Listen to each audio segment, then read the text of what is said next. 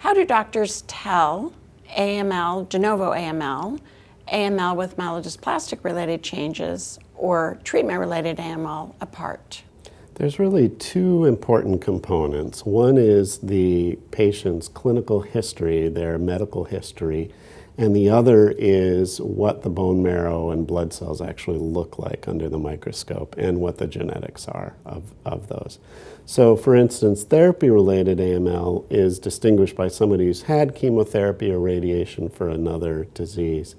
Interestingly, there are some people who get AML who have had therapy where those things may not be related. There are also people who get AML that comes out of the blue that have molecular changes very similar to those with therapy-related AML. So it can be a little bit murky, but in general, that history of chemotherapy or radiation is what defines therapy-related AML, especially if that treatment has happened in the last 10 years and the chromosome and cell pattern is characteristic, particularly if the molecular pattern, the chromosome pattern, is characteristic.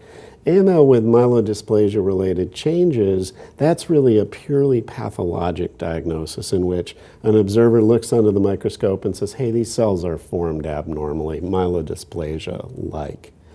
Finally, de novo AML is AML that just comes out of the blue. Somebody who doesn't have a therapy history, somebody who doesn't have characteristic changes that suggest myelodysplasia was present previously. One way in which that differs is that those patients tend to present with a high white blood cell count, not always, but often, whereas those with therapy-related AML or AML with MDS-related changes, they tend to have low blood counts. It's not an absolute rule. There are always exceptions, but in general, de novo AML tends to have a higher white blood count than those other types.